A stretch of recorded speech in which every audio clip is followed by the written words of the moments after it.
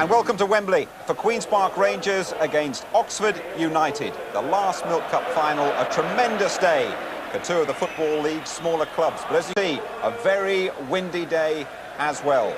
The rain, the torrential rain they had during the marathon this morning has cleared away. The pitch, though, the charity game going on at the moment, will be very heavy indeed.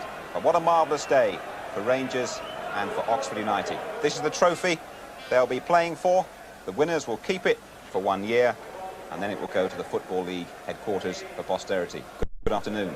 Not quite a neutral chairman, as you can see. I've got to stand by Oxford United, a city where I was born and spent just about 20 years of my life in, and with me, just to see fair play, Mick Shannon and the Saint Anne Greavesy. And outside that charity game I mentioned, all in a very good cause indeed, minibuses for the mentally and physically handicapped, arranged by the Taverners. And it's Jimmy Tarbuck's Rangers against David Frost, Oxford Dons. Saint and Greavesy, what do you think? Well, it looks an exciting game. I mean, that's the first time I've seen a heavy frost in the pitch, Jim, for a long time. Very true. Actually, David Frost's sole ambition is to live to as old as he looks, you know, Jim. There's Dennis. You'd think Dennis would be in goal with him being a minder, wouldn't you? But he's playing outfield. He trains daily, you know. What about Tarbuck? With a shot at Tarbuck before there, he's the skipper of the Blues team, as you know. And, his ambition was to play here at Wembley. Yeah, he reminds me very much of Smithy, you know, say. What, Tommy Smith? No, Cyril Smith, actually. Oh, and we've got Jimmy Hill playing as well. Jimmy Hill, yeah, actually, he's got what's those long white things, those pieces of string dangling from his shoulders? That's his legs. Oh.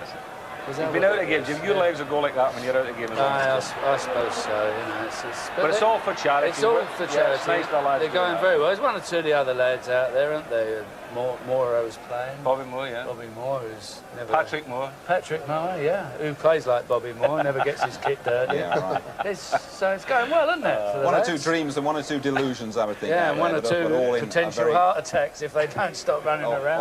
All in a very good cause. Oh, without doubt, Jim, yeah. But the serious stuff, really, Oxford United and Queen's Park Rangers at the start of the season, not many people had expected to see either of those clubs here, and their road to Wembley, well, United and Rangers, as I said, strange finalists really, but QPR have really had the toughest road. Hull in the first round, and then look at that, Watford, Nottingham Forest, Chelsea, their near neighbours, and what a terrific result. Remember that result at Anfield that got Rangers here to Wembley. And Oxford United, a rather easier passage for United, Northampton in the first round, then Newcastle, then the holders, Norwich City, Portsmouth, including Mick Shannon, and then the Villa in the semi-finals.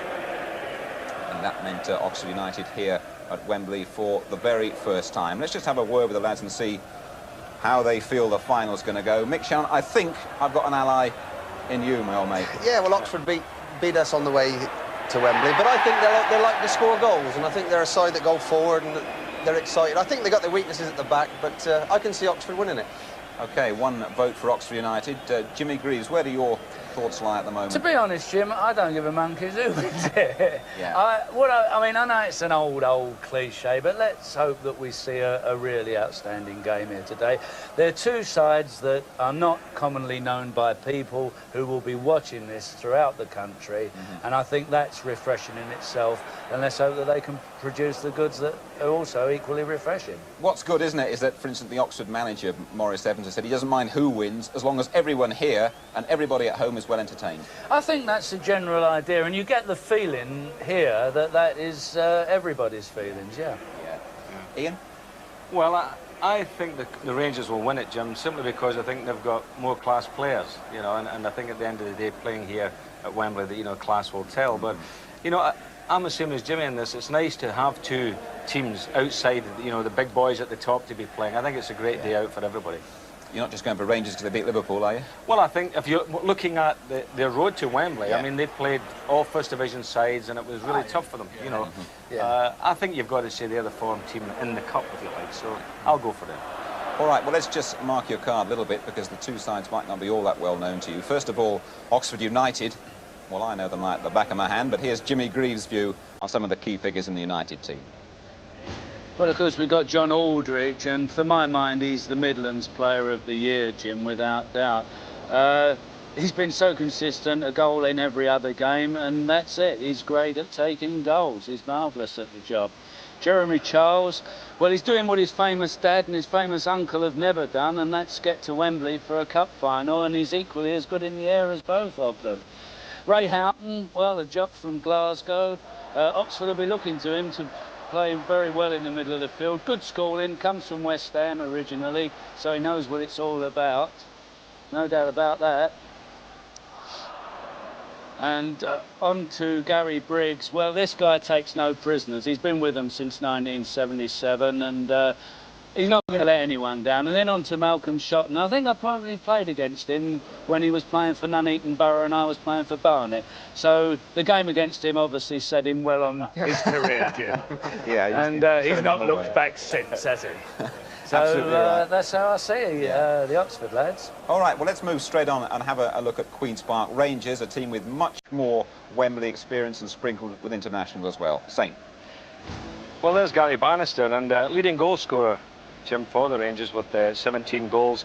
A very good player, you know, good control, good balance, and I think today, you know, he'll be an outstanding player for the Rangers. I would look to Barno as being a match winner today. Michael Robinson, who, you know, has only played 27 games this year, only scored 5 goals, but remember this one against Chelsea. What a cracking goal that was. I don't think anybody will forget that, and a goal half as good as that today, I think, would suit Michael. But a hard-working player up front for him. Terry Fennick, skipper, good player, international player as well, Jim, you know, so his experience will obviously count. He takes the penalty kicks, and he hasn't scored that many goals, but that one there against Liverpool in the semi-final first leg. There you are, Alan McDonald. Now, what a year this big lad's having. He's an Irishman. He's managed to get into the national team for Northern Ireland, and you know, it's just been a dream season for him. And forms at the partnership, centre of the partnership with big Stevie Wicks, the most experienced of the players at 29, and you know, he's the rock for them. I think that very important today, you know, that he plays well for the younger players around him. Mick Shannon, let's just come across to you and talk about Oxford and the goals they've led in. I think 75 in the First Division. Only West Brom have conceded more. I mean, that can't be too happy for them. No, I mean, that's where they're vulnerable. And I think that if Queen's Park Rangers attack them like they did second half in the semi-final up at Liverpool, I think that it's going to be very difficult for them. But I think that they're a solid little side at Oxford, and they stick together. They got Houghton, who's a good player. Trevor Hibbard, who I played with for years at Southampton, and if he'd been a racehorse, he was a morning glory. He used to do tricks, and he was brilliant control. You put him on the pitch, and he would freeze on a Saturday. But he's got the ability, and he's done well for Oxford. They've got a lot of ability. The little lad Phillips is a good player. And I think that going forward, I can see Oxford scoring goals. Yeah.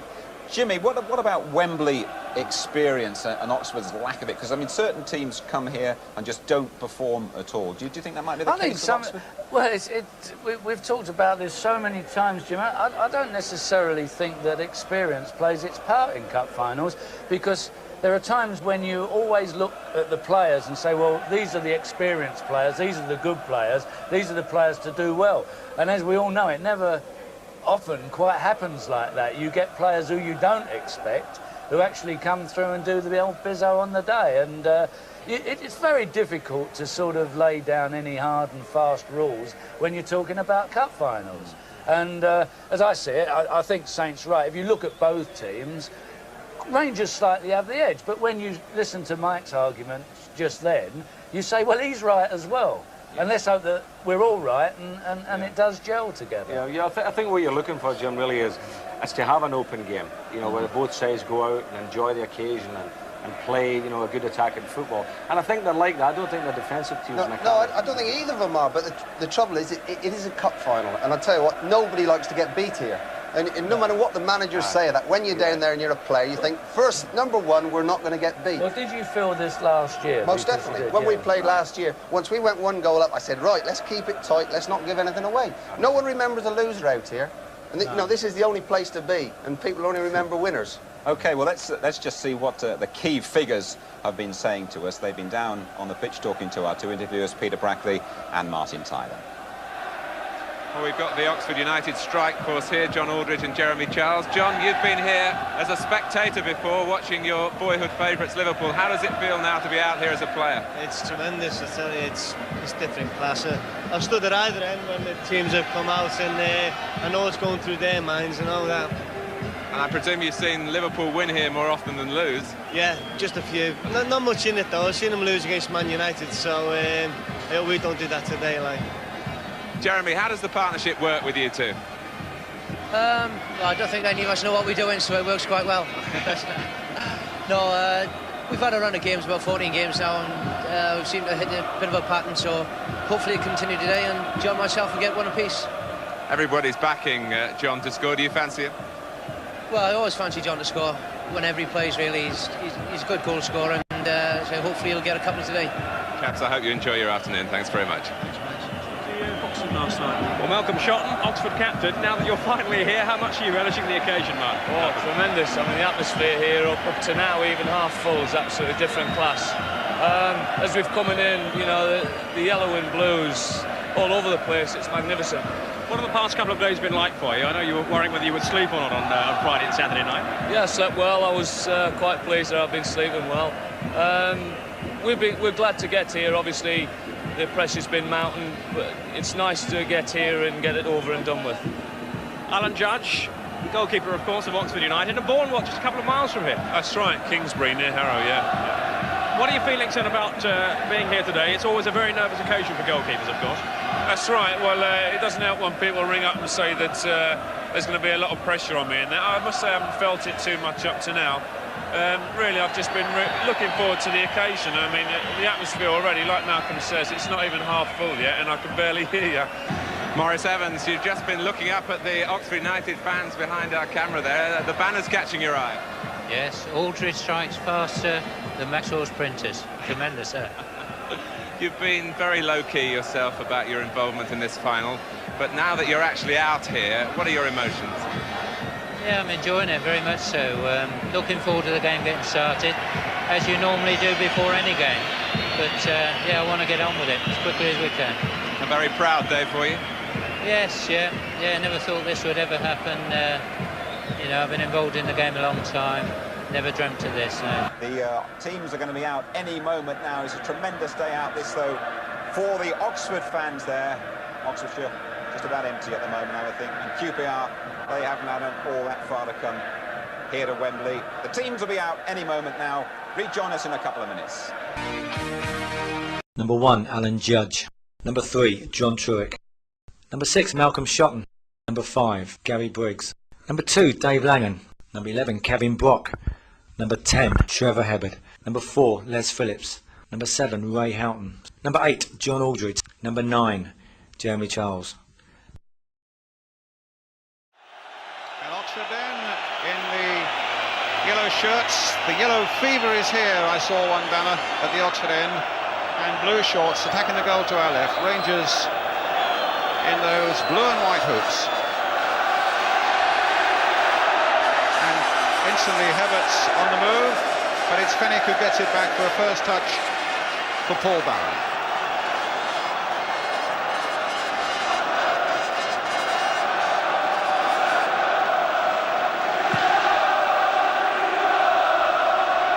Robinson's header. Shotton is shadowing Bannister, and Oxford get the throw. John Truick, number 3. Actually scored here at Wembley for England schoolboys way back. It's Charles, his first touch. Ball out of play. Kevin Brock thought otherwise, but the linesman's flag was up. It'll be a throw to Rangers. Certainly plenty to play for here today. Byrne takes it on, and it'll be Phillips who gets it back, and now Judge has got the touch. £72,000 for the winners, £55,000 for the losers. They reckon that's the biggest team prize in British sport. And Jim Smith, the manager of Rangers, is the man who's looking for the winners' prize.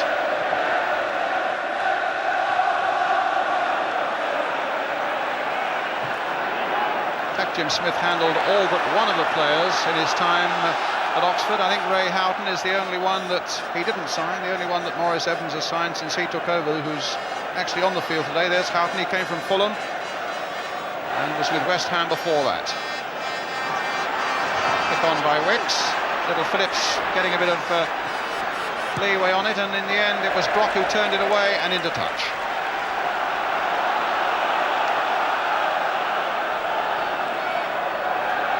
Robinson again with a throw.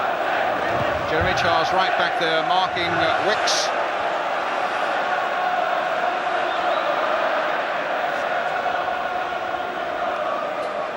That must be the biggest balloon you've ever seen at Wembley, Brian.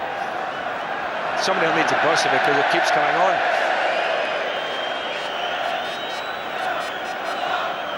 Well, it's Robinson with the throw then for Rangers, and a good long throw he's got.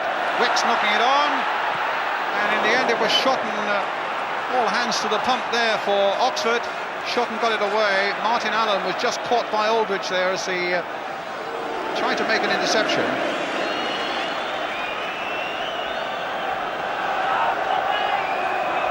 Indoors, Terry Fenwick.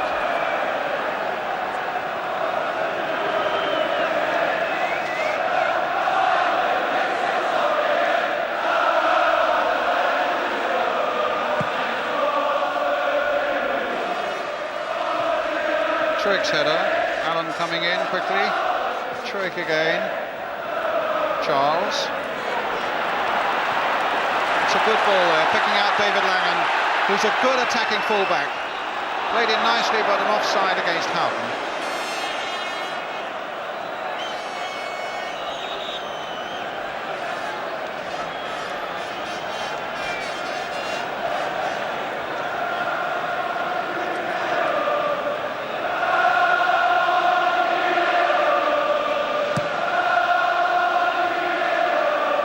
Again, Robinson. Fenwick winning it well in the air, very positive indeed. Byrne playing it back for Warren Neal, offside. Not taken from the right spot.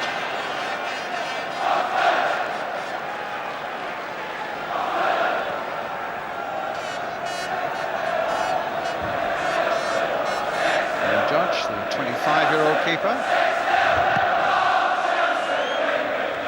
McDonald going there with a header. Fenwick helping it on. Hibbert playing it wide. Robbie James.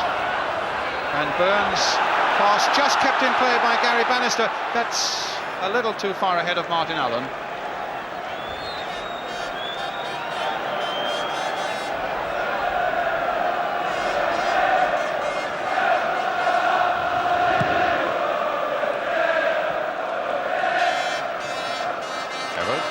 Aldridge.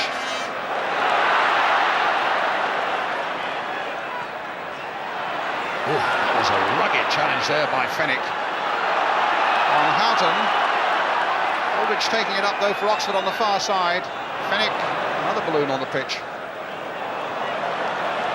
John Byrne inside for Dawes. Now Bannister. Good play here now for Oxford, or rather for Rangers, but he's offside in any case. From the York City man, John Byrne. 14 goals this season, the second top scorer behind Bannister with 17.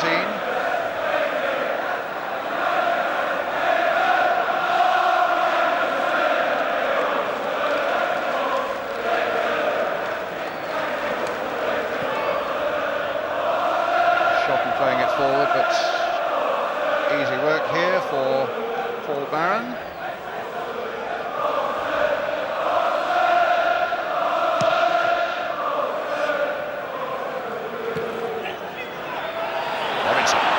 Of Trueck that time. The ball fell kindly for him, and the pace to get beyond Shotton. No, he hasn't, but he gets a corner.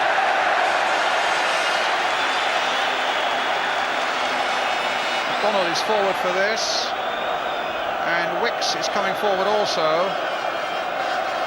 Briggs is picking out McDonald. Certainly got plenty of height ranges for these sort of situations. Michael Robinson, who's a 6-footer, Byrne, who's a big lad, McDonald, who's 6'2", Wicks, who's 6'2". Robbie James with the corner. Having said that, Brian, you know that when you look at the Oxford side, and they've got Briggs, Shotton and Jeremy Charles, they've got 3 big boys as well. And really in the Rangers team, I think apart from the 2 central defenders, you could say that Burnley's the next biggest player, so they don't really have a big side. It'll be Alan Judge with the goal kick.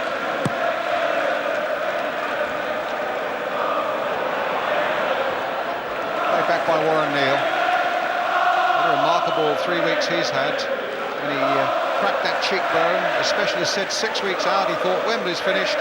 He's been living on mashed up baby food almost for 2 or 3 weeks, but he's got himself fit and he's in the action again, and here he is again. It's a neat little right back. Shotton getting it away. Too high for Jeremy Charles. Wicks heading it down. Here's Phillips, who could have a big influence on the midfield. He's such a busy little player.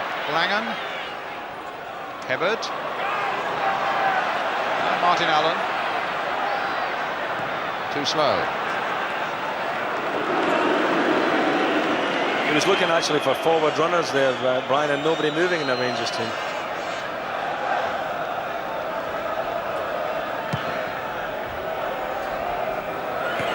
Again, Robinson winning it in the air. They're throwing a lot of high balls up towards Robinson, obviously feeling that he's can get the better of Truick in the air.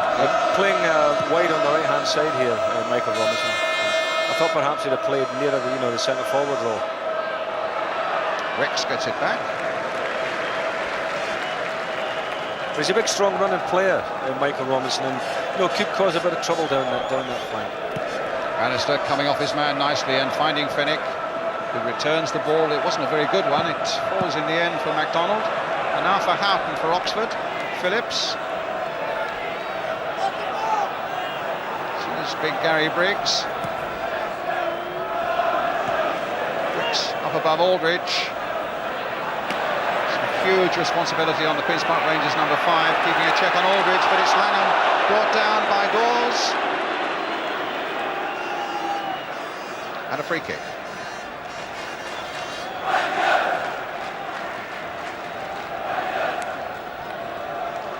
They pushed Shotton and Briggs forward, leaving just Hibbard and Truick back.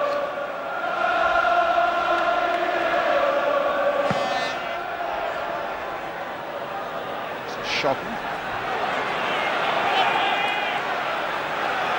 Truick. Langham. Trying to get Houghton behind the defender, behind Dawes, and he's done so. But Dawes got back very quickly at the expense of a corner. For a moment it looked as though Houghton might have got in behind them. And certainly Aldridge and Charles were waiting for something in the middle. Dawes did well. Robinson back to number 11 to help out now, as you can see. 2 men at that near post. Wicks as well. Shotton's gone in to disturb them. Here comes the corner. And it was Bannister's header that got it clear. 10 minutes of the first half gone in this Milk Cup final. 0-0 the score. Phillips with the shot. And it won't even go for a goal kick.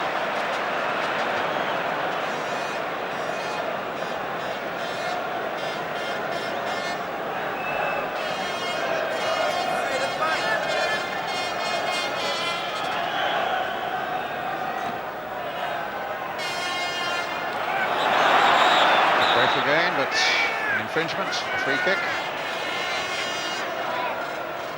I think we're both fairly critical of Gary Bannister in that epic game up at Anfield in the semi-final, but he's showing some good form in these opening minutes. Well, I was saying before the game there, Brian, I do think he could be the match winner for Rangers.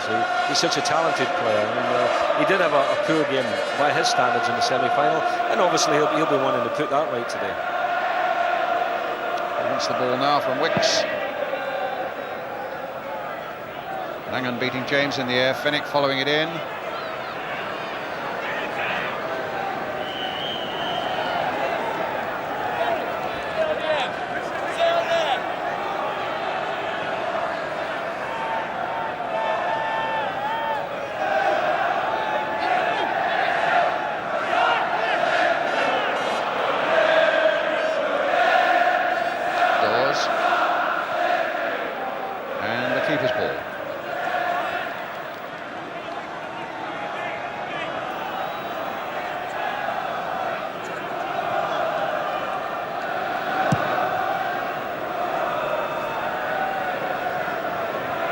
Wicks again with a header.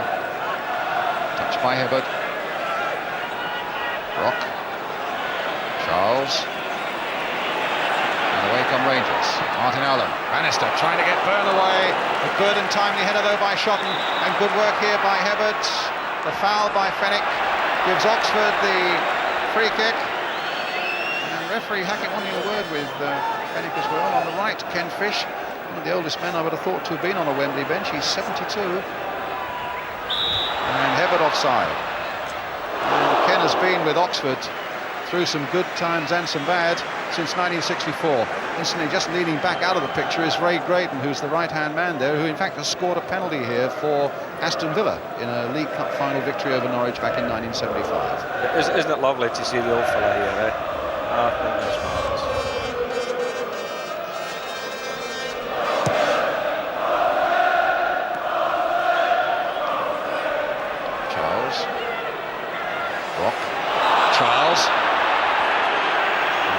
Infringement. Again a Rangers challenge is pulled up, this time by Martin Allen. Again it's an Oxford free kick and Brock has taken it quickly, hoped to find Aldridge, but it was spotted quickly by Warren Neal. In turn trying to get Byrne away, and another free kick as Shotton clatters into Byrne, and this time it's going Rangers' way.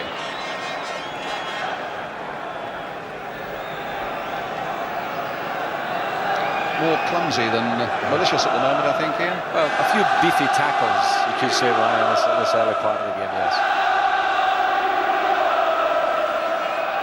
Neal with the free kick for Rangers.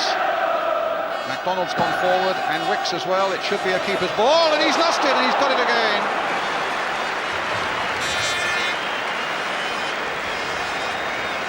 Very moment there for Alan Judge. It's a strong wind blowing down the pitch there, and you know, I think that probably put the goalkeeper off. The ball came pacier than he thought. The wind very strongly behind Queen's Park Rangers at the moment. Fenwick, but 0-0 the score with 14 minutes gone. Langan, Houghton, Langan.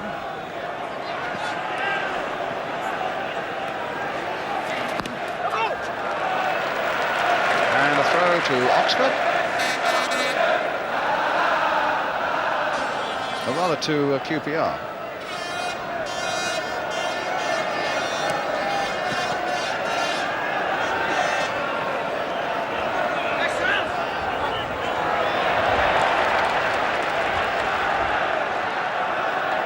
Ray Houghton with the Oxford throw.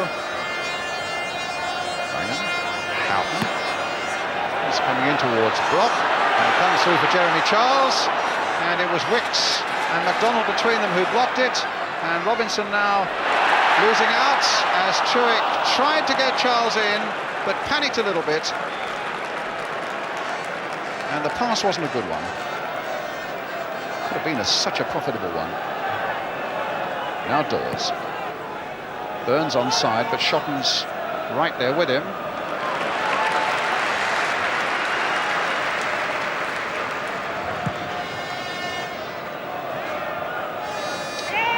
Charles, Neal for QPR, Briggs winning it in the air above Bannister, Dawes, Phillips, Houghton, Jeremy Charles after this one, MacDonald's header, now Brock, Phillips, letting it go through to Langan, should be a keeper's ball. Again an infringement to the rescue of Paul Barry.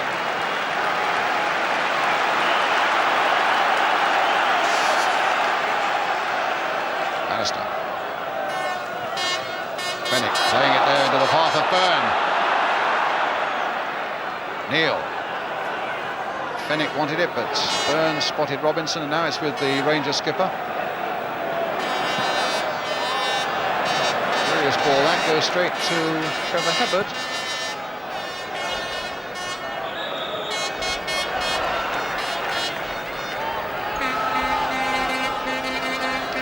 Callum MacDonald, 22-year-old Irishman, made such a big party here in that memorable Northern Ireland performance against England that took them through to Mexico. That was was a poor goal, poor free kick, straight to Phillips. Phillips back with it again, the little Londoner. There he is again. Sign from Birmingham City though. Hibbert.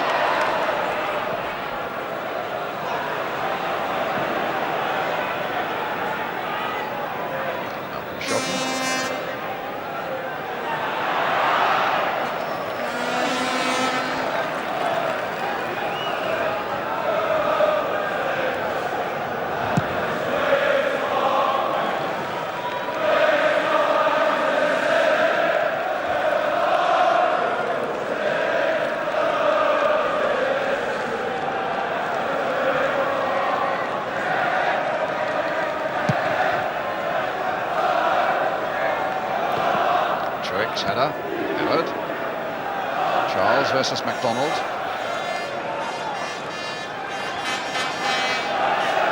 Well, we started 18 minutes ago with high hopes and a lot of big talking, and at the moment it's not quite taking off, to be honest, is it?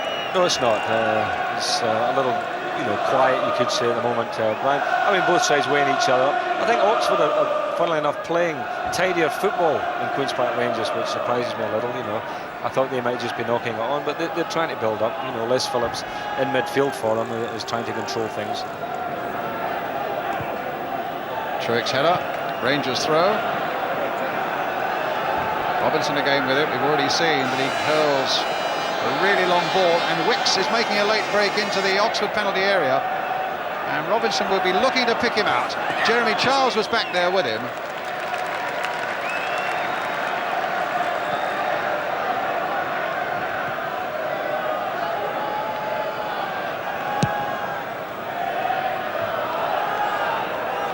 Phoenix ball.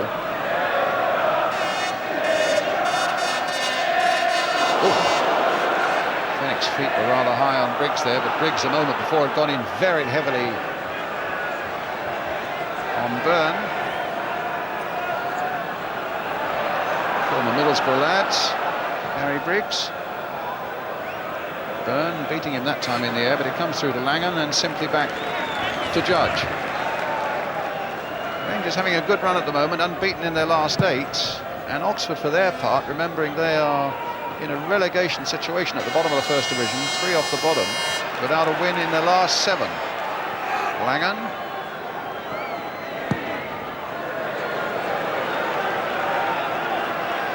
In a funny way, and I think we could do with some of the rain that we had first thing this morning to quicken the pitch up a little bit. The ball, it looks a little bit puddly at the moment, the ball's not moving very quickly on it.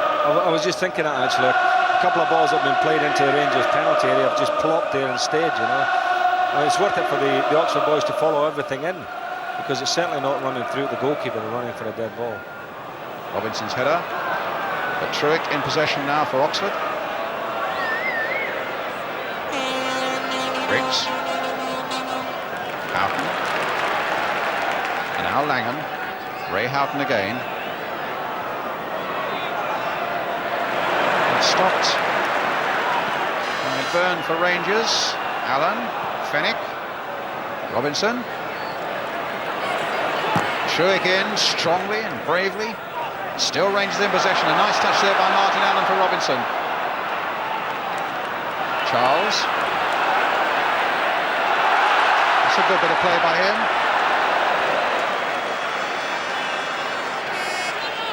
And Neil is back there.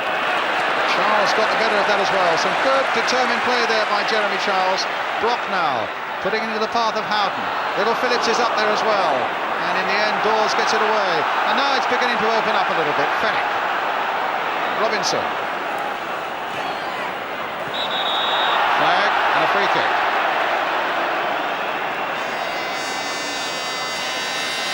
To Rangers. Foul by Truex.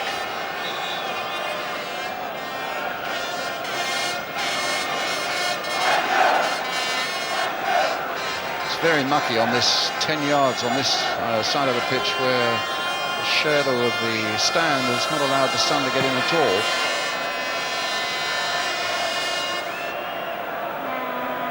Robinson and a corner. No, Robinson playing the corner. The linesman was there, saw it as a goal kick.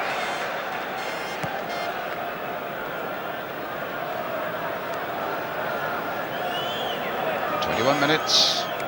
Oxford United 0, Queen's Park Rangers 0. Plenty of goals when the two sides have met in the league this season. 3-1 to Rangers at Loftus Road, and a 3-3 draw some 3 weeks ago at the Manor Ground.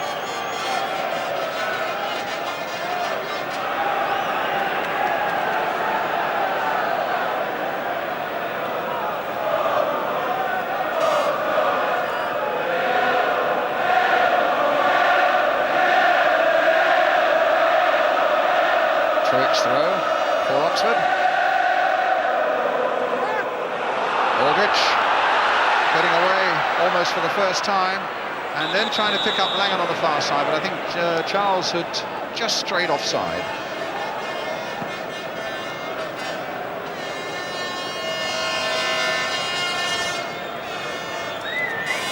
His father, the great Mel Charles, is here watching him in the stadium today, but he was saying he wasn't sure whether his even more famous uncle John Charles would make it or not. Great Welsh internationals. Now Robinson for QPR. Neil crossing an early ball in. It comes for Fenwick, and it's a goal kick.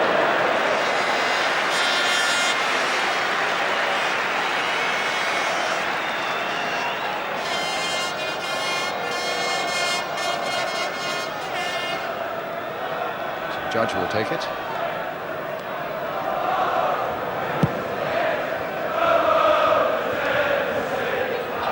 Donald again above Aldridge. Bannister climbing all over the back of Briggs. A free kick to Oxford, which Langham will take.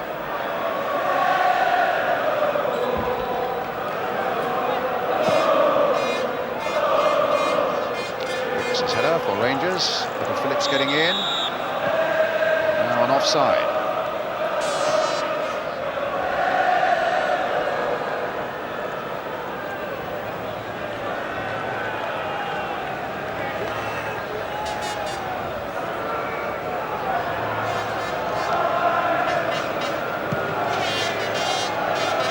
Phillips.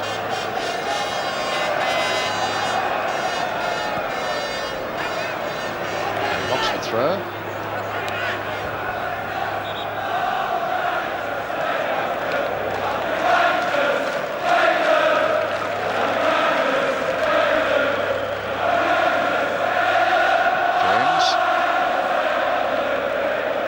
Herbert just turning it on for Brock. Now for Houghton. Aldridge battling away. It'll come to Brock again. Here's Herbert. Might have Truick outside him. With a chip going in, it was almost finely tuned there to clear McDonald's head, but in any case, Houghton had just strayed into an offside position.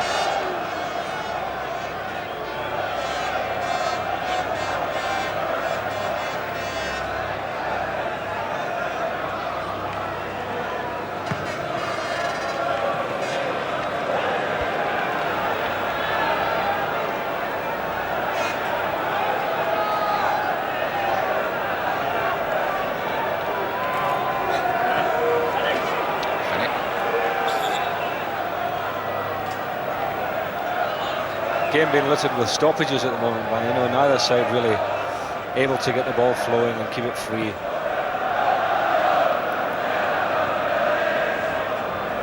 Shot and happy to let one go for the goal kick.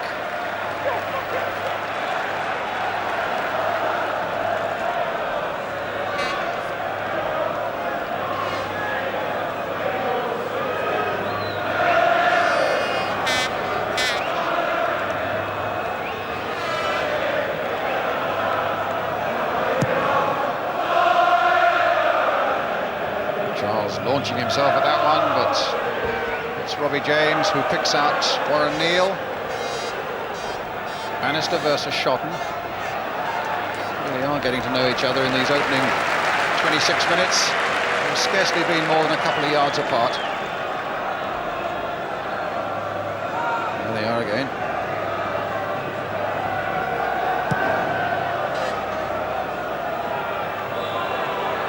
Another free kick.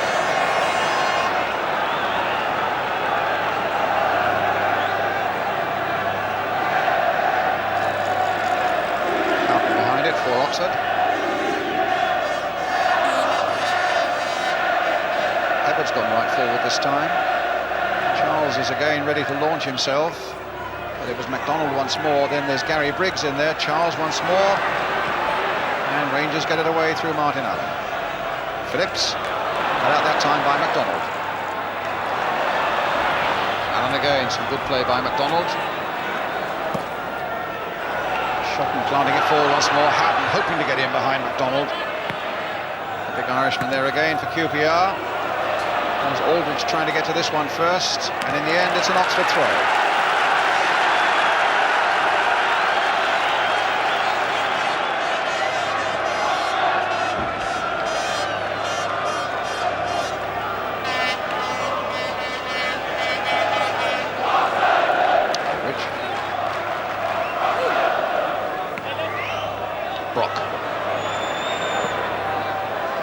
Charles and Hefford, but again it was a good jump that time by Wicks, and now a free kick for Rangers.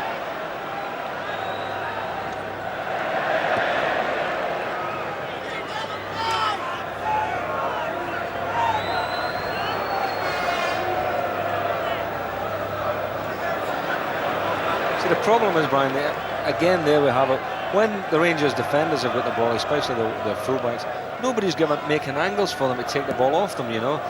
And all we're getting at the end is, you know, haphazard passes. And I mean, balls like that are no use to the front players. Because if you've got big defenders up there, you don't want it humped up in the air. And I think the Rangers certainly have got to start making angles and looking to play each other.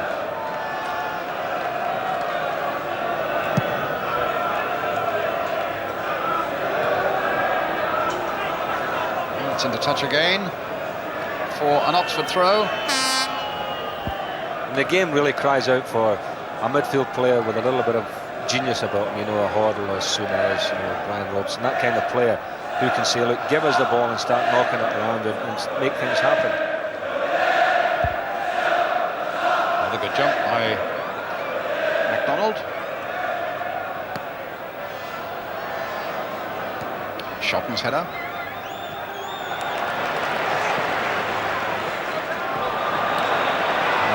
Will be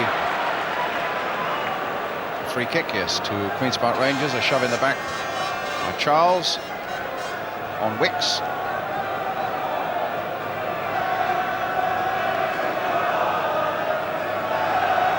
So big Steve Wicks.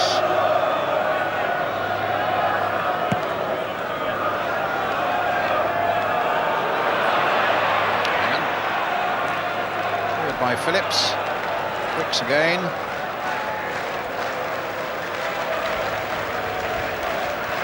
Now Hefford with a chance to run. With Trueck outside him. And with Aldridge and Charles up ahead of him. The plate in there for Aldridge. No penalty.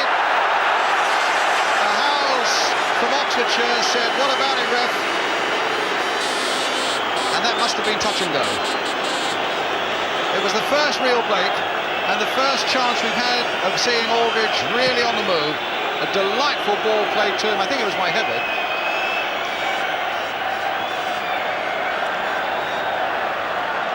Ian? Yes, it was a super ball. I mean, he fooled everybody by playing it through the middle. And the one thing about Aldridge, he didn't appeal for a penalty, and yet it looked to me as if he'd got his legs caught. That looked a penalty to me. Yes, it looked as if, you know, the defender certainly didn't get the ball. And yet Aldridge didn't complain when he got up, he just got up and walked away. Now Fenwick for QPR. Wicks. Certainly a delightful ball played by Trevor Hefford. Well, that, you know, I was talking about midfield players. That's the type of ball that you've got to look for if you're a forward. You know, somebody playing a crafty little ball there. It was a super ball. But I mean, that's the only one we've seen so far in the game. The rest, it's all been up and under stuff. Robbie James trying to get Robinson away. Important job here for Trueck. And he does it well enough. Well, except that he then gives it to Martin Allen. Now Neil. Short for Fenwick. Encouraging Neil to go on forward. And a goal kick.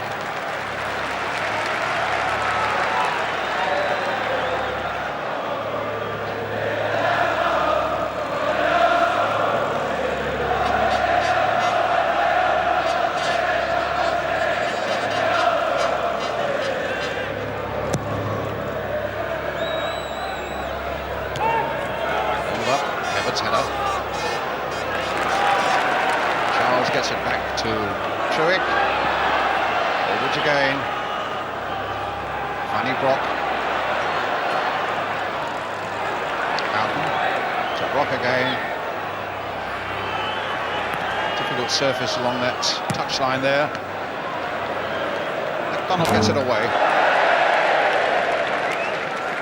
Hit the camera.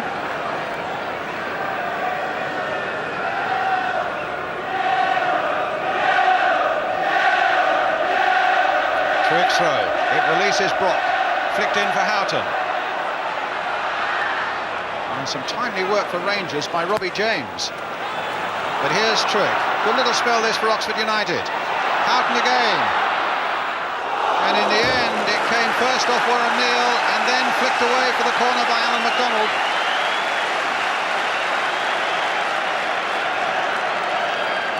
Houghton will take it, who is a busy little midfield player, and certainly he is capable of taking this game by the throat, along with Hebbert in the midfield.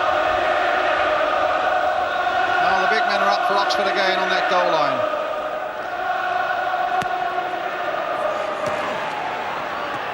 Bannister miscuing badly. In the end, Wicks got it away. And Robbie James is injured. And I spotted a moment ago that Jeremy Charles looked as though he was in a little bit of trouble as well. I know he's been suffering from a groin strain. And both subs are warming up, Andy Thomas for Oxford and Leroy Rossignol for Queen's Park Rangers. Well, 19 Welsh caps for Jeremy Charles. A long spell with Swansea. And 2 years, of course, at Queen's Park Rangers.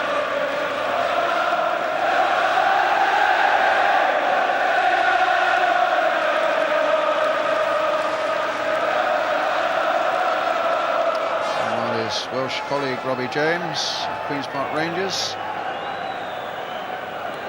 Looks like the right ankle, doesn't it? The Swansea lad. In fact, he had a long spell at Swansea, did Robbie James. 10 seasons there, in point of fact, and then had a shorter spell at Stoke. A player actually with a tremendous shot, and the pity of it is, of course, we haven't seen it so far in the game, but I mean, he can belt the ball as hard as anyone in the game. He's obviously got a bit of trouble there with the right ankle, and the Rangers substitute, the former Fulham man, Leroy Rossignol, a striker. Well, Robbie's going on. Trick with the throw. It's with Aldridge. He's turned Robinson well. Hit one in low, and Brock's header is wide for the goal kick. I must say that marking by Queen's Park Rangers there was non-existent, Brian. And, you know, they seem to be totally disorganised at the moment.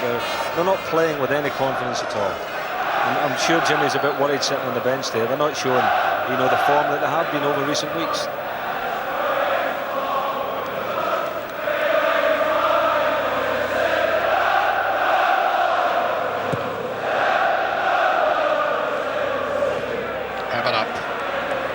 Aldridge on his way, brought down, free kick.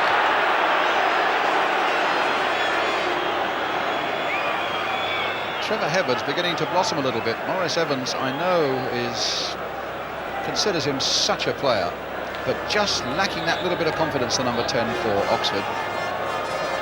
And he's made one or two good little moves already that might just give him that bit of confidence. Houghton with the free kick. Dawes helping it on its way. And Bannister as well. There's Hebbert once more. Now that could be dangerous. There's a dodgy surface there. And it's not a very good clearance. He's given it to Truick. And now Briggs.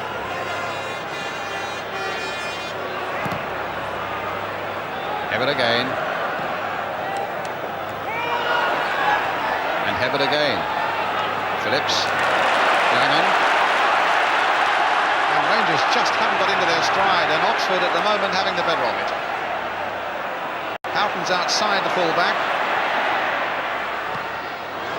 MacDonald. In the end, it was Allen who got it away, but again, not very far.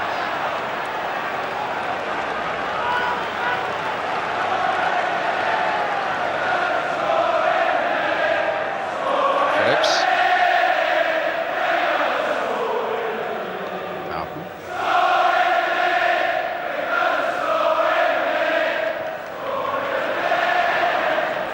Rangers ball. 7 minutes to half-time. And not really a shot at goal, Brian, have we? No, we've had that one moment when Aldridge was through, when he was pulled down, and when it looked very much like a penalty, which wasn't given.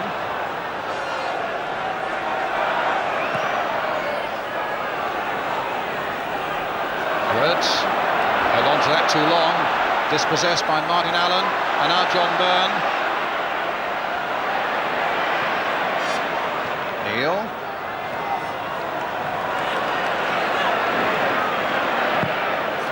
Shot away to Charles. Came off the back of MacDonald. Aldridge trying to get in. Neil. MacDonald. By way of a ricochet to Neil again. And the challenge by Shotton was unfair. It leaves Byrne writhing on the ground.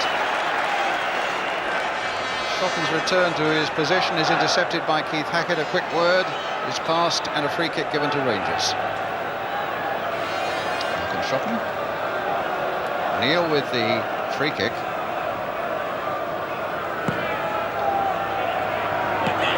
Bannister chested it down almost into the path of Byrne, and Langan gets it back to keeper Judge.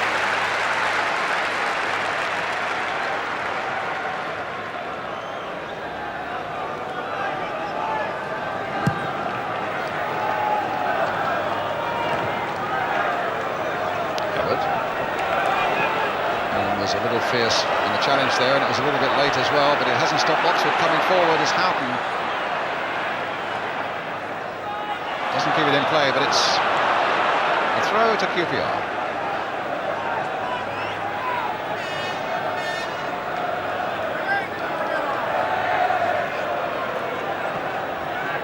Well, with the way it's gone, Ian, you could say we've misled a few million people in the last hour this afternoon. Well, no, we had high hopes, but at the moment the game hasn't lived up to our expectations. But I mean, there's a long way to go, and we've seen many a second half that's been really exciting, haven't we, after a dull first one? There speaks an optimist. Well, let's see. Here's Hibbert, put free. He's turned his man well. Will he have a go?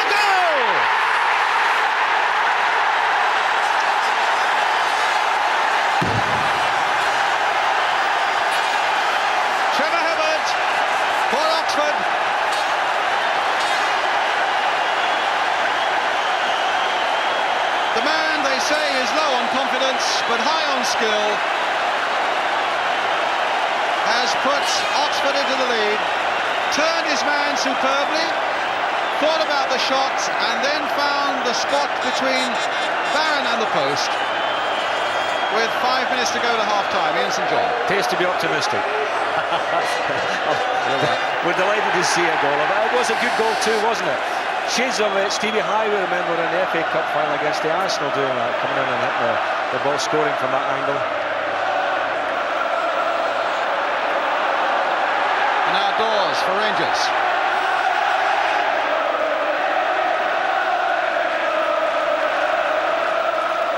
Neil.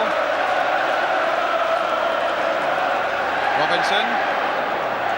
Now let's see if it really opens up. Allen. Played in towards Bannister, and Shotton pushed to get it behind for the corner.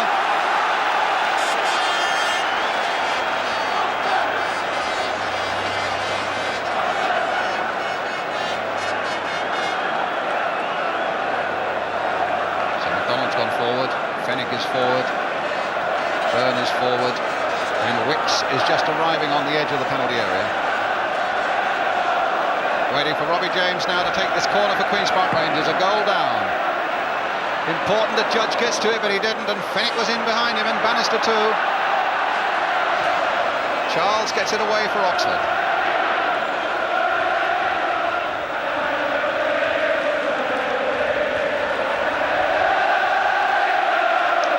Briggs This time Aldridge is on the run.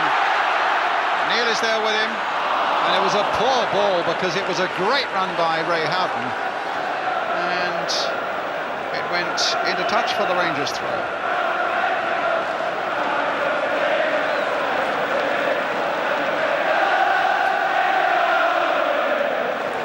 Warren Neal, Allen making the charge, and Hibberd, who seems to be everywhere at the moment, Trevor Hibberd, and has scored this priceless first goal for Oxford.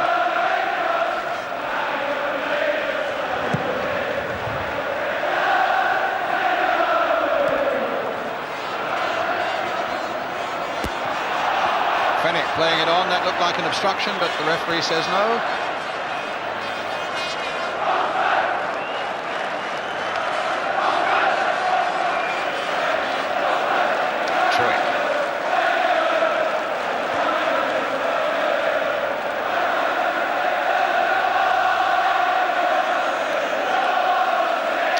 To go to half-time, Oxford leading by Trevor Hibberd's goal to 0. Charles.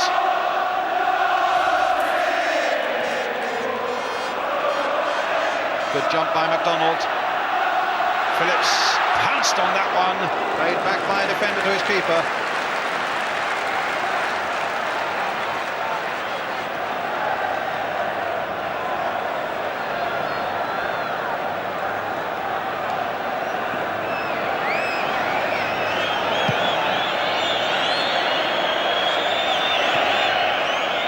Trying to get Byrne away. Shotton and Byrne having quite a little tussle there. The ball just coming off the big defender for another Rangers throw right on half-time. Robinson will try to launch a long throw into that Oxford penalty area. And to that end, Wicks has made a late dash, and Charles has come herring back with him, as you could see. Charles with the header.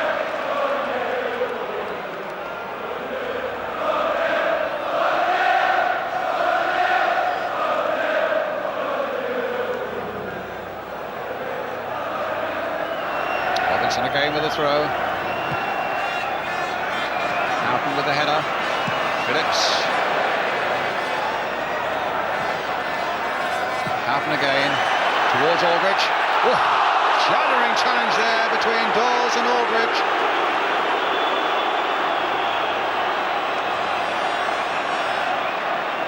I think there were two fellows who were looking at the ball and totally unaware of the presence of each other, to be honest with you. But it's a free kick that's given to Oxford.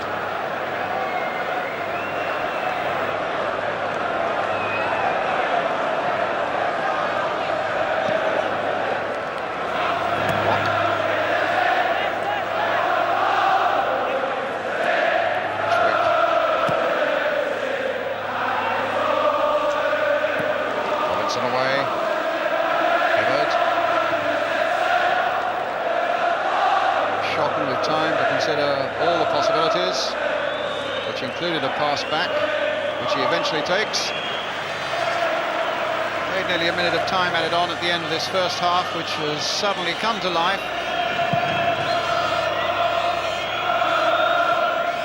And there goes the half-time whistle with Oxford in the lead.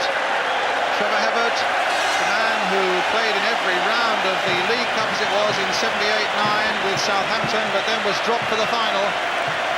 Well, he's made up for that so far today with the opening goal of this Milk Cup final. Most people thought Rangers would be the favourites, but the manager Jim Smith has got a bit of talking to do at half-time.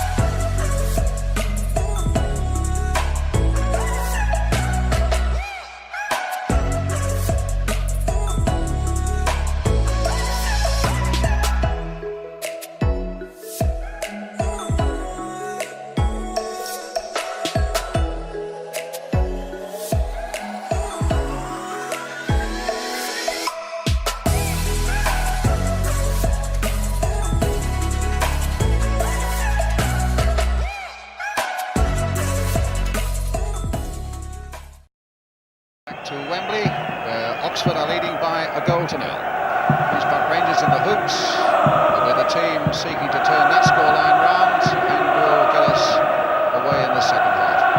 Before they do that, Ian, I think we just got a moment. We've certainly been taken to task by Messrs Greaves and Shannon. Yes, we have, haven't we? I was quite surprised because, you know, having said they enjoyed that first half, one of them said there's been one shot at goal between the two teams and the other team had never put two passes together, so I mean it's an unusual good half then, isn't it? Well, as long as you're enjoying it at home and will enjoy the second half with us, that's really all that matters. Beckett about to get the second half underway. Incidentally, there will be a man of the match award made at the end of the game, I think by Ian St John. Yes, I think we're having to have a quick discussion with Greaves and Mick, and we'll decide what player gets the man of the match award. Jim Smith will hope it's a Rangers man. At the moment, I would have thought Trevor Hibbert must be a leading contender. The scorer of the only goal of the first half as we now get the second half underway. Rangers in the hoops then attacking the goal to outright with a job to do. Robbie James. Fennick. And now Wicks. If they are to pull it around, what are the sort of things you'll be looking for from Rangers now, Ian? Well, they've got to be more positive about going forward, and by that I mean they're not, instead of just kicking the ball aimlessly forward, they've got to be playing it around and trying to get the ball in the box. Charles looking to get the better of Wicks. Free kick to Rangers. You know, I mean, they haven't created a chance, they haven't created a shooting chance or a heading chance, so obviously, you know, they can only get better. And I would think Jimmy would have given them a real, you know, rousing at half time. He must be annoyed at the way they're playing.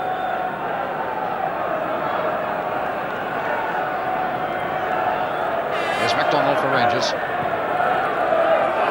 Trying to get Bannister away, but it was a fairly optimistic ball through for Alan Judge.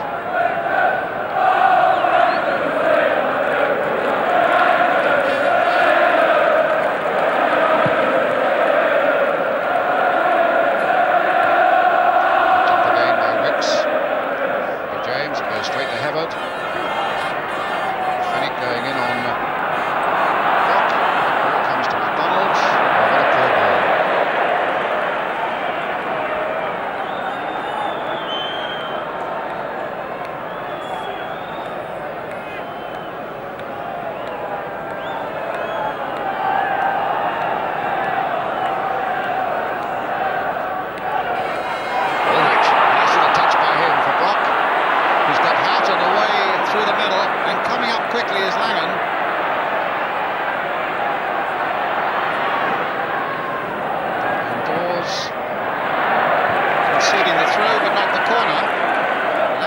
quickly before Rangers can really organise themselves. Lannon's cross now, hitting low towards Aldridge. It was MacDonald who got it away. Here's Brock for Oxford. Out and again. Phillips. Oxford's throw. Langham will take it.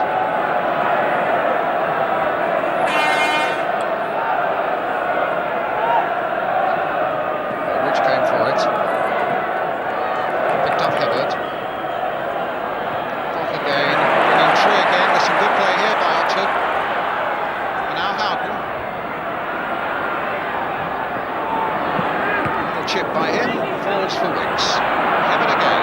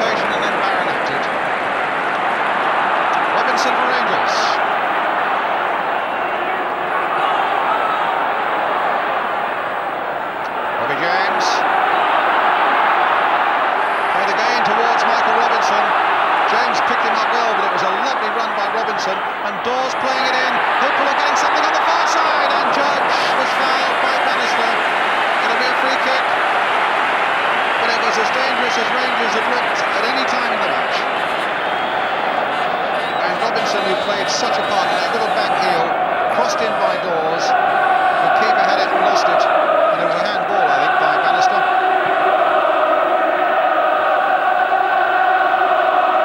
Dawes. Ricks.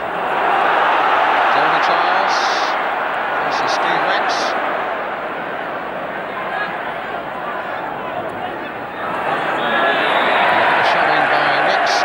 The free kick. In fact, it's turned about to a corner. It certainly wasn't where Ray Houghton wants to take it.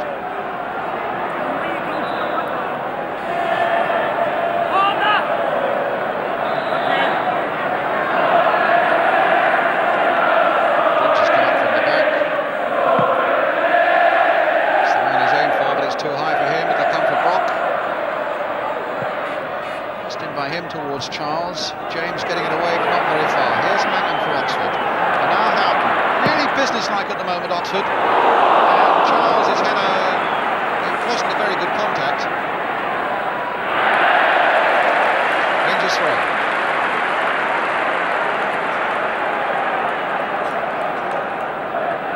Very good start to the second half by Oxford. Playing good football, looked far more composed than Queen's Park Rangers, and entertaining at times when they go forward and play like that.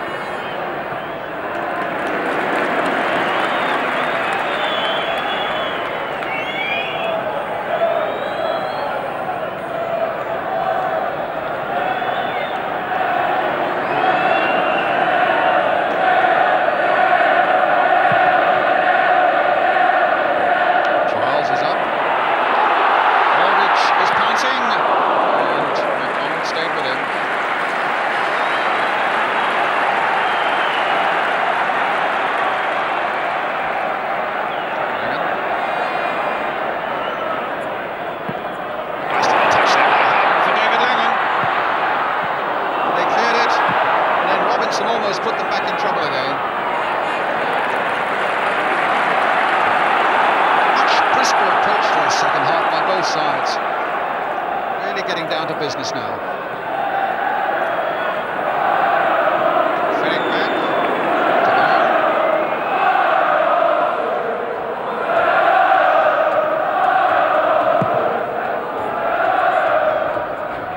Shot and header goes for Langan. Back to Alan Judge. He's got three brothers, all goalkeepers. They, along with his mother and father, all together as a family, watching him for the first time here today.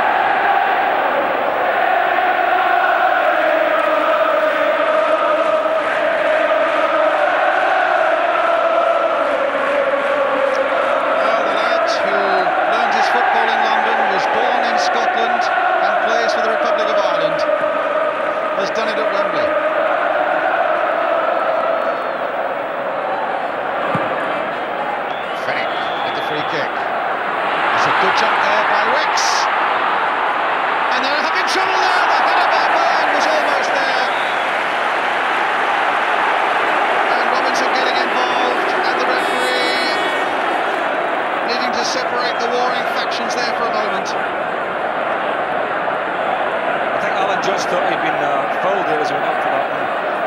McDonald, who went in the first place. I don't really think the goalkeeper can complain, you know. I mean, he has to go in there and compete for it, and the defender McDonald had his back to him, so I don't really see how he could foul him when he had his back to him. But I must say this about Alan Judge, he's had 1 or 2 testing crosses today, and he's not handled the ball too effectively. He's not the biggest of men, he's a 5'11" goalkeeper. That's right, maybe if the Rangers could get a decent supply of balls in there, you know, they might put him under a bit of pressure. Well, here come Rangers again with Warren Neal. Byrne trying to get in there.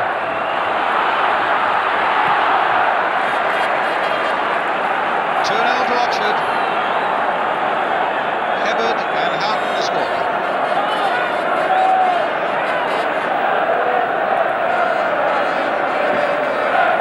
Robinson with the throw for Rangers.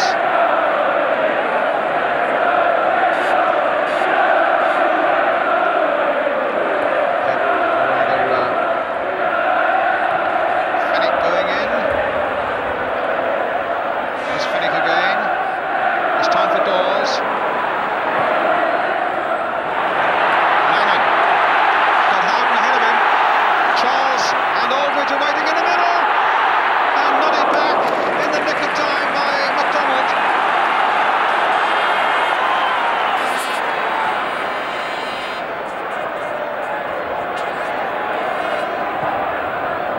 Well, the team that Jim Smith fashioned is being beaten by the one he's fashioned is beating the one he's inherited, and there must be some mixed feelings on that trainer's bench right now.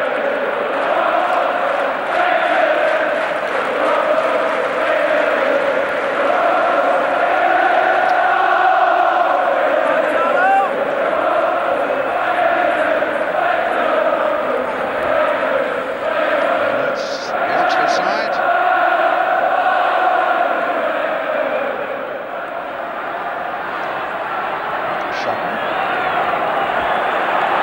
Rangers throw. 12 minutes of a much better second half has gone by. Now Robinson. Again that long throw for QPR. It might come in for Byrne! First serious mistake in that Oxford defence, and the long throw here, eluding them all, and Byrne hooking it high and over. A glimmer of hope there for Rangers here. Yeah, glimmer of hope, as you say, Brian. And, but the Rangers, obviously 2 down, have been stunned by that. And they've really got to just throw everything forward now, caution to the wind, and try to get one back.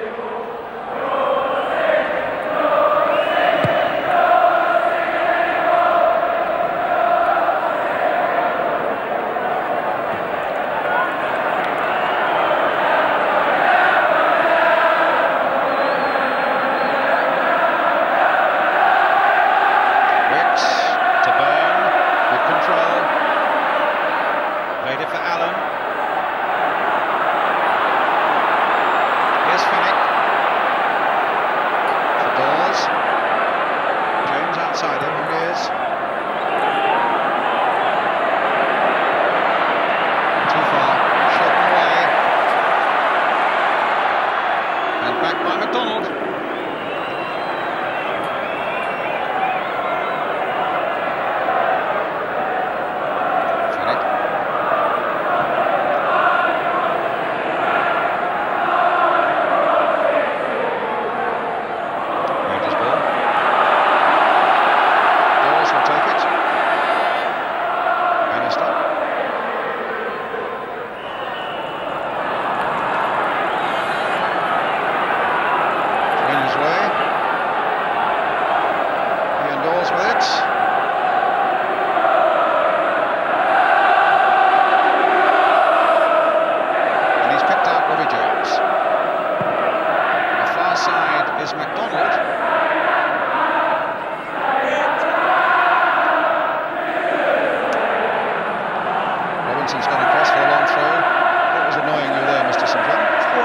pulled the ball down lovely, and he's got a player support. I mean, all he has to do is just roll it to him and let the fullback cross the ball in. But I mean, you know, too many players want to do too much on the ball themselves. Well, Robinson.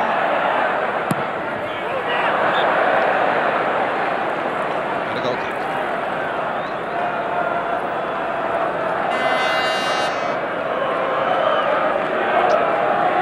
I think the Oxfordshire crowd, and I think it is more from the county of Oxfordshire than just from the city of Oxford, are here. The yellow fever. And Hibbert, I don't want to prejudge your decisions, Ian, but I think Hibbert's going to be hard to deny. Man of the match. He scored the first and made that with a lovely pass inside for Houghton. I would say he's in the reckoning. Right now, Bannister. Let's see what Rangers can do about it. Cleared that time by Shotton. And Wicks gets it back to Paul Barry. 1 hour gone in the second half.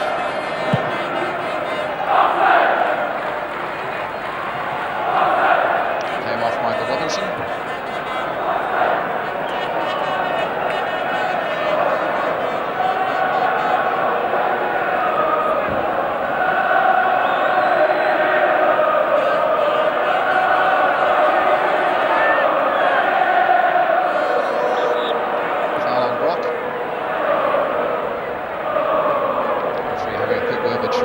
Throws taken a little quicker. Langan. Too high for Jeremy Charles. MacDonald hoofing it away.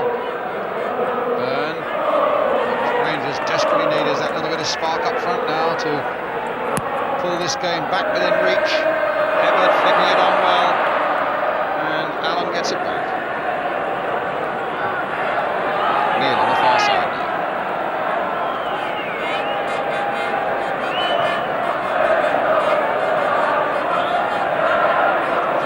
Free kick to Rangers. And taking off Martin Allen. And Leroy Rossini on. So they're swapping the midfield at Ian for somebody who's going to add a bit of strength up front. Well, I mean, the midfield for the Rangers today haven't really sparked at all, you know.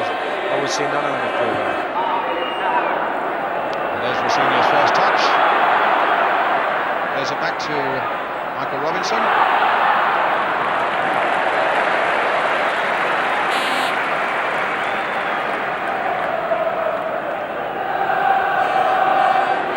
would appear that Michael Robinson's filling in that spot in midfield, Brian, and you know, they'll have 3 in midfield and 3 up front.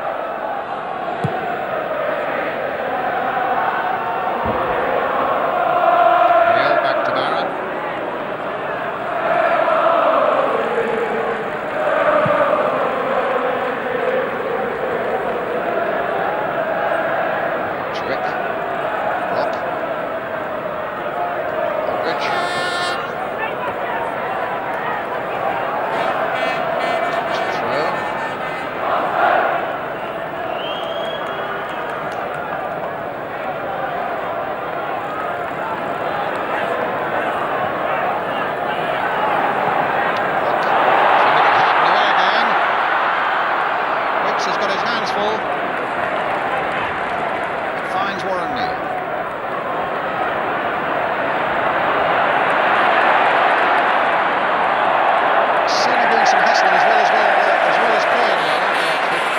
tails up, Brian. They're really working hard as a unit.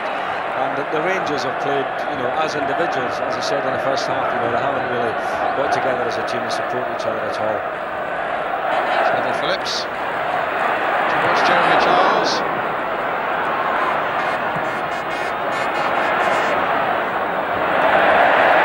And it's an Oxford throw. Chasing of Ray Houghton made sure of that. Here's Hibbert.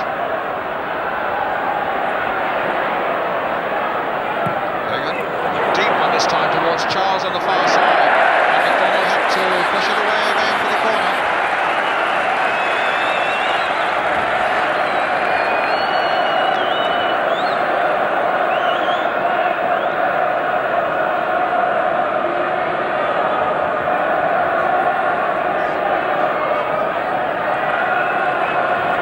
There's Ray Houghton then with the corner.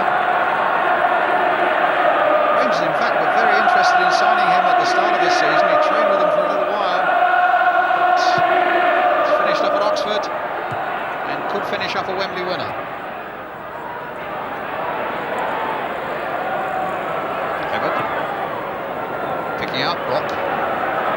Here's Hibbert again. I say he'll run forever, this man. They call him Nijinsky in the Oxford cap, number 10. Here he is again.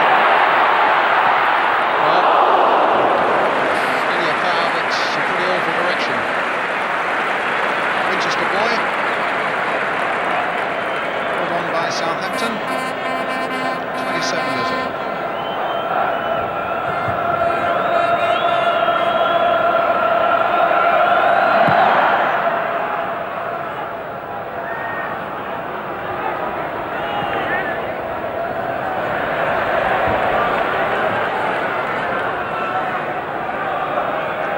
Of the second half gone. Oxford United 2-0 ahead if you had just joined us. Goal in the first half by Trevor Hebbert, and Hebbert setting up the second one in the second half for Rahab.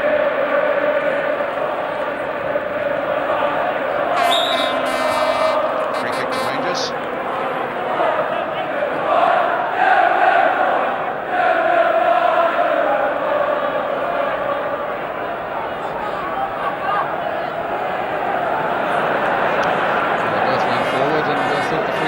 Take itself.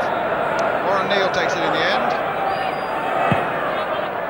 Hops it into the penalty area. Good jump by Gary Briggs. Byrne. James. And it breaks again for Ray Hatton. Langan again making great strides outside him. Aldridge has gone off his man. And nevertheless, Phillips is coming through. Aldridge is there. Oh, what a miss! That would have been the end of Queen's Park Rangers without any doubt. If the man who scored 29 this season had made the right sort of contact there. Ian?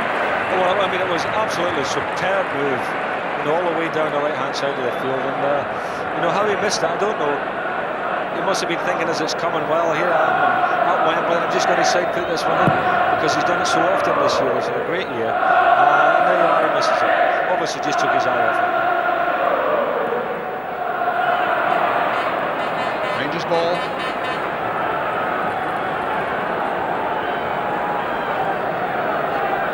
Michael Robinson.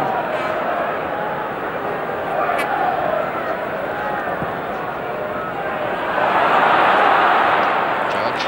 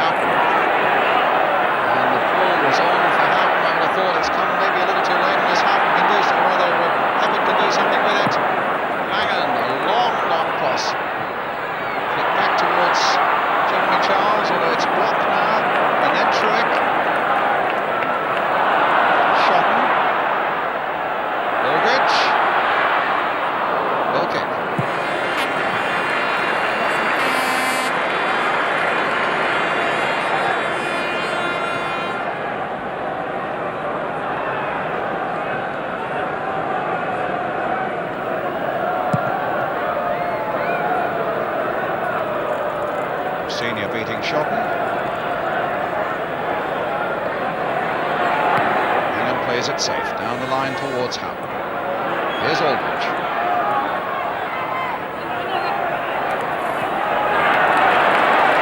John Aldridge. Put out by Robbie James. Here's Fenwick. The Rangers now get themselves something to build on. Byrne. Lovely gliding run.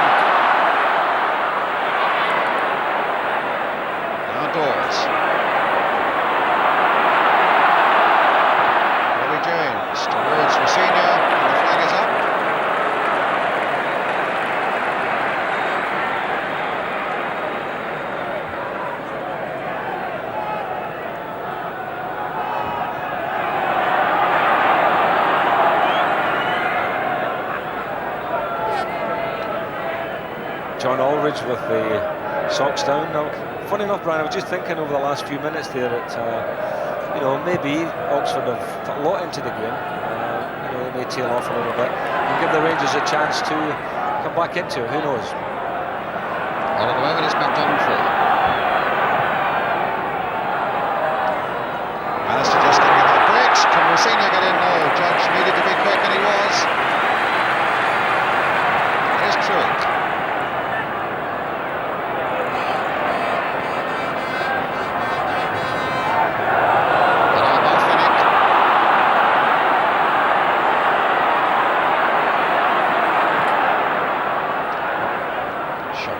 Getting it away. And a very good cross that time by Terry Fennick and Phillips.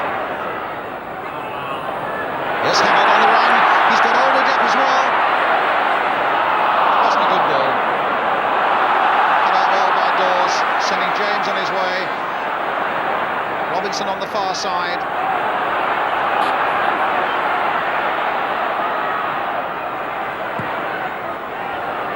Senior. Shotton was there. Pressure this though by Rangers. Dawes to Byrne. Back for Ian Dawes again.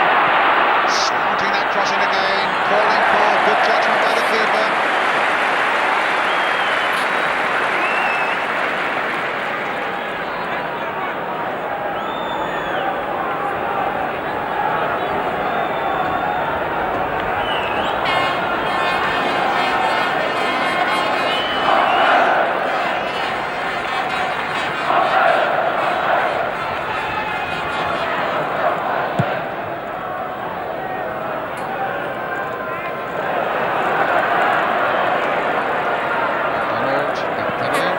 Safely finding back.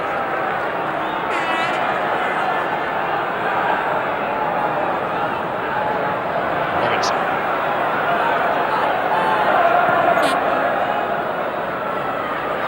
Giving it to Rossini.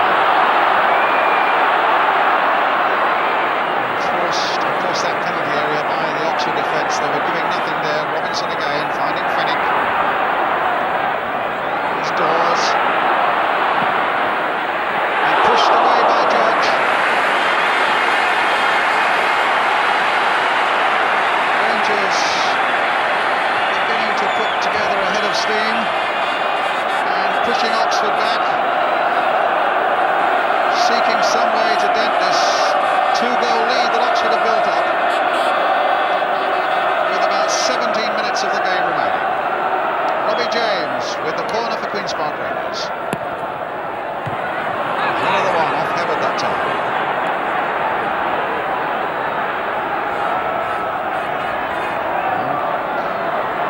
McDonald's in there. Scored from that sort of position against Chelsea at Stamford Bridge. Wicks was in there too. Got a header in. Good fist away. An important one that by Judge. And back by Warren Neal to his keeper Paul Bell. Dawes to Fennick.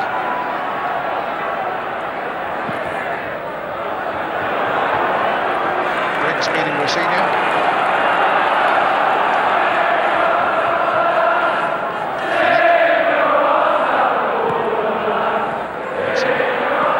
James. Robinson battling to get that ball against Hebbard and succeeds. In again for Byrne. Good spell this by Rangers without at the moment looking able to pierce that Oxford defence unless Robbie James can get in on the far side. They claim the corner and linesman and referee agree.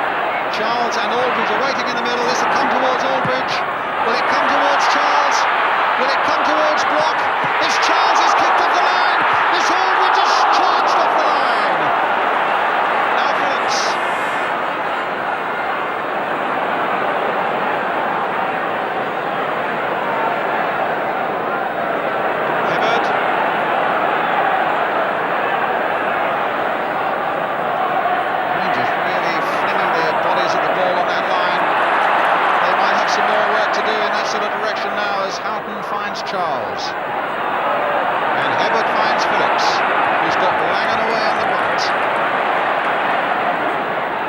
Battle really swaying now from one end to the other. It's Phillips.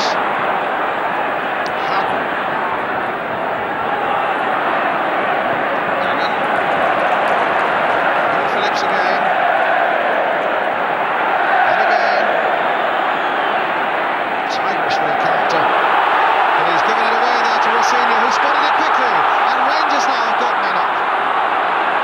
Robinson trying to switch it completely towards Rossini. Does so. Pulls to get the ball back, but it needed pulling back a little bit more to Bannister. Now it's Hibbert. This is more like it, Ian. Well, if the boys in the studio thought the first half was good, they must think this is the World Cup final. Well, here's Hibbert. Flag up for offside. Free kick.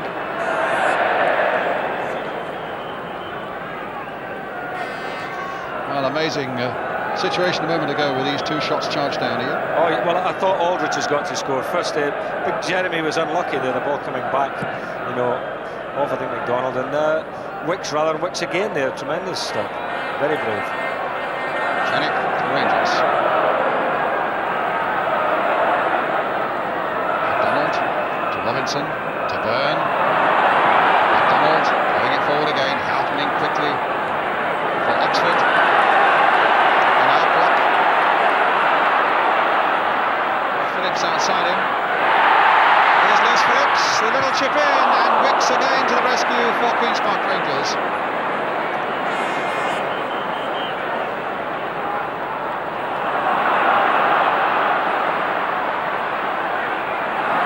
And now the break is on for Rangers. John Byrne leading the charge. Robinson up alongside him, and on this side of the field is Gary Bannister. Still going through the middle though. Byrne could be in trouble. No, he sidestepped his man well. Still with Byrne, trying to bring Bannister in now. Robinson and Rossini waiting in the middle. It's deep towards Rossini. Up he goes, and a corner for Rangers. I have to say, Michael Robinson at the moment is everywhere on this field. In the goal mouth now. I must say, if you've shed a few tears of emotion watching the marathon runners this morning, I think you should shed maybe a couple for this bloke if he goes off the Wembley pitch for the 6th time as a loser, or at least failing to win. Bannister gets it back. And McDonald couldn't quite turn it in. 3 times Robinson came here with Liverpool for various events and didn't win.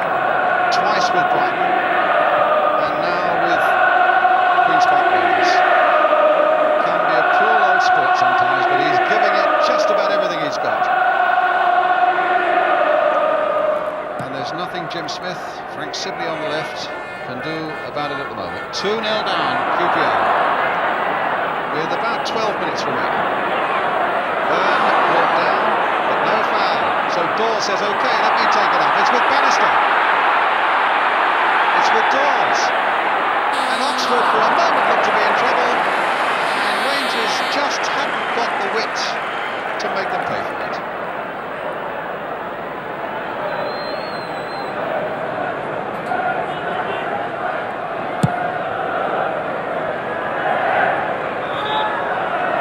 Foul by Charles on Wicks.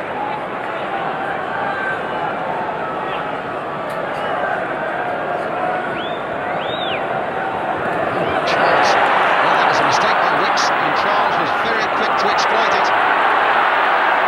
Houghton. Charles offside on the far side.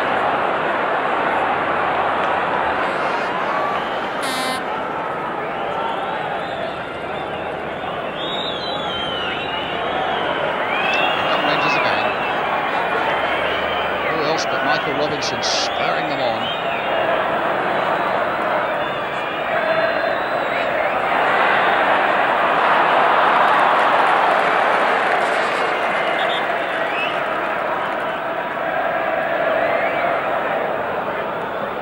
Exactly 10 minutes left now. Plus whatever Keith Hackett adds on for injuries.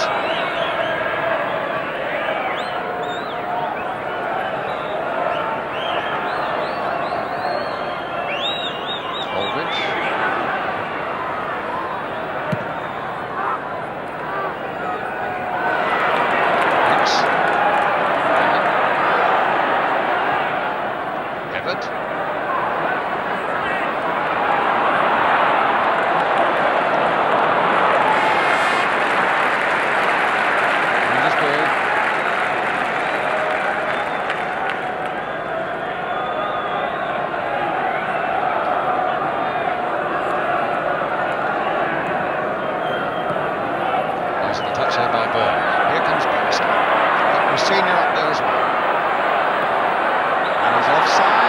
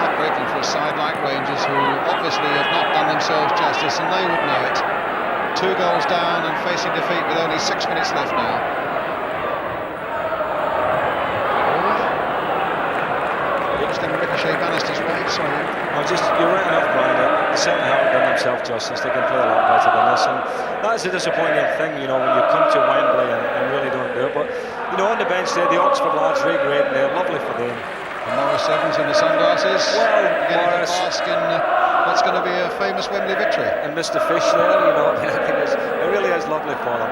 And they certainly they've played like scholars today, haven't they, Oxford?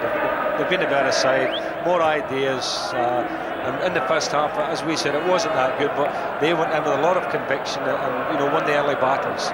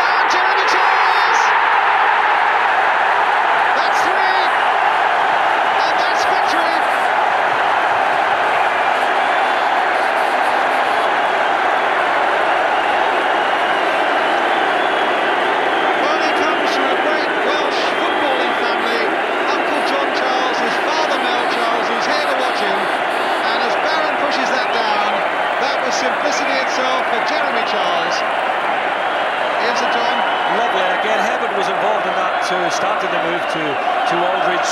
Powerful shot, and big Jeremy, a nice little tap in there, but well deserved by him. They really have played very, very well, creating lots of chances in the second half. And I must now make my way down onto the pitch to present the man of the match award. I think it's going to be, can you tell us in advance or not? Yes, Trevor Hewitt.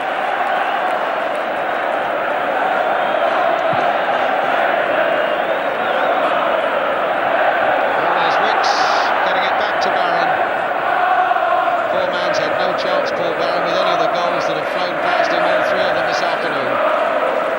And there's the man who doesn't know it yet, but will be named man of the match. Trevor Hewitt.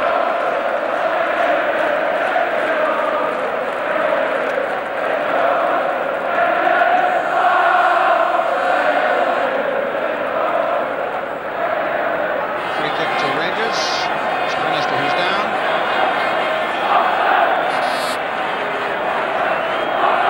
A little over 2 minutes left.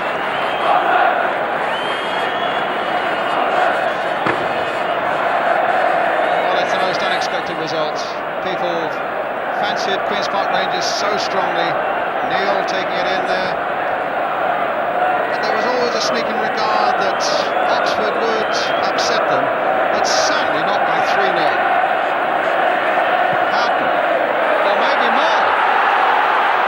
Aldridge with still a great spring in his stride, but Dawes got the better on there. Here's Neil, played in towards Rossignol, and Rangers know it's just a formality. They're just playing out time now. Oxford are the team that are going to be remembered here today. Dawes.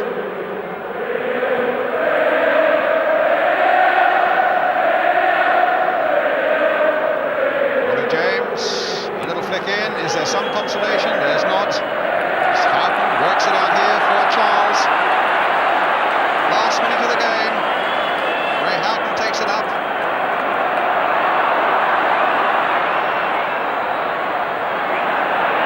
Referee didn't help there, to be honest.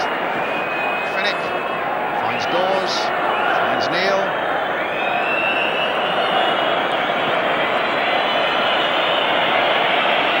Terry Fennick again.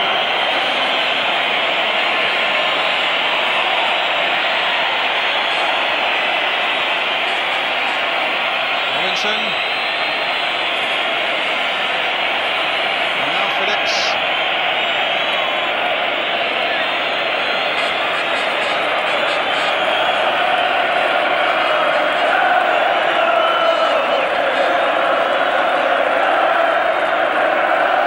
Yes, the first fleeting smile there.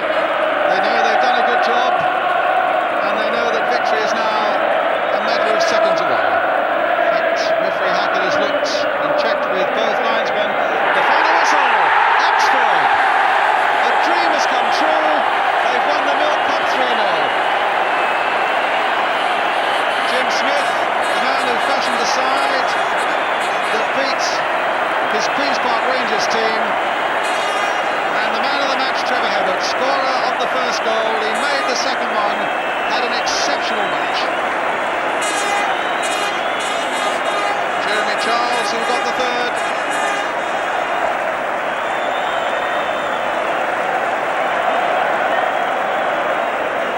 And tough for poor Jim Smith. Consolation in knowing that at his time at the Manor Ground, he put together a side worthy of winning at Wembley. Third division side, Oxford United. What money would you have got then in those third division days to say, well, in a couple of years, lads, you'll be a winner at Wembley?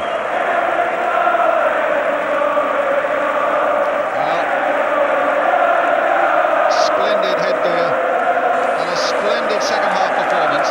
Malcolm Shotton with the chairman of Oxford, Robert Maxwell. What a happy, unforgettable day for them.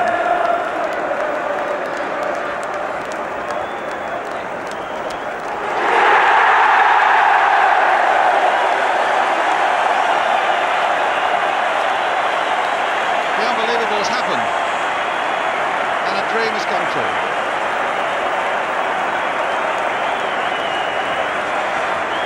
The whole of Oxfordshire is here, and they've got supporters they didn't know they had. With gates of around 9 or 10,000 at the Manor Ground. They've brought something like 35,000 and more here today, and have treated them royally. David Langan, the fullback. Little Les Phillips, a London boy who was a Chelsea fan and finishes up at Oxford. And at the very last, the Rangers manager, Jem Smith, and 72-year-old Ken Fish.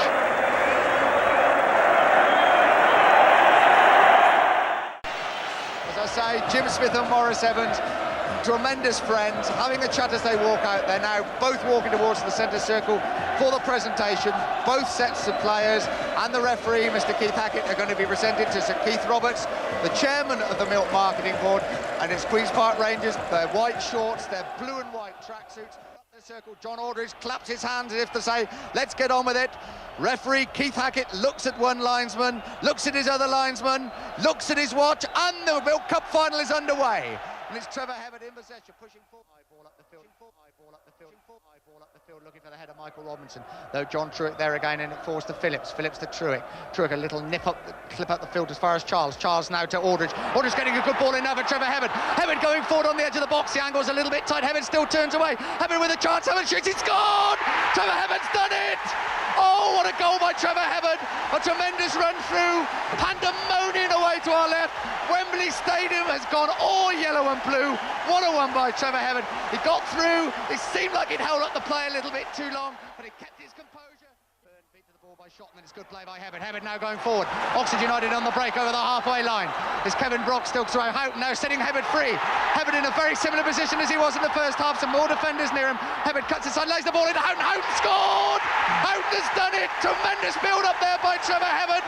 Keeps his cool, lays the ball inside to Houghton. Houghton runs away to his left to the mass ranks of Oxford United fans. What a goal from Ray Houghton. What some tremendous play by Trevor Hebbert. Oxford United 2, Queen's Park Rangers 0. Peter Baker. He's got Houghton there still. Houghton, good ball forward now to John Aldridge. John Aldridge breaking down the right over the halfway line. It's John Aldridge, faced now by Robbie James. He knocks the ball into Trevor Hebbert. Hebbert still going forward, back to John Aldridge. Aldridge going forward. It's a great chance for Aldridge. Aldridge shoots it safe, but it forced to Jeremy Charles. Jeremy Charles has done it! Oh, Jeremy Charles has brought the cup to Oxford. Surely that is it. Aldridge's shot, first save by the goalkeeper. It runs to Jeremy Charles. Jeremy Charles has put it in the net. Oxford United 3, Queen's Park Rangers 0. Jeremy Charles runs to the Oxford fans. Stadium now is awash with yellow and blue. Everybody's standing up in the seats, on the terraces. Oxford United have done it. Referee Keith Hackett blows his whistle. Oxford United have won the Milk Cup. Oxford United 3, Queen's Park Rangers 0. Goals from Trevor Hebbert, Ray Houghton and Jeremy Charles. And here he is, the greatest moment of Malcolm Shotton's life, as he shakes hands with Sir Stephen Roberts, the chairman of the Milk Marketing Board. He gets a hug from Robert Maxwell, the chairman of Oxford United Football Club. He's still having a chat with him. Mr. Maxwell getting in his last chat, and there the cup now being presented. Malcolm Shotton kisses it and holds it up. The Milk Cup is on its way to Oxford.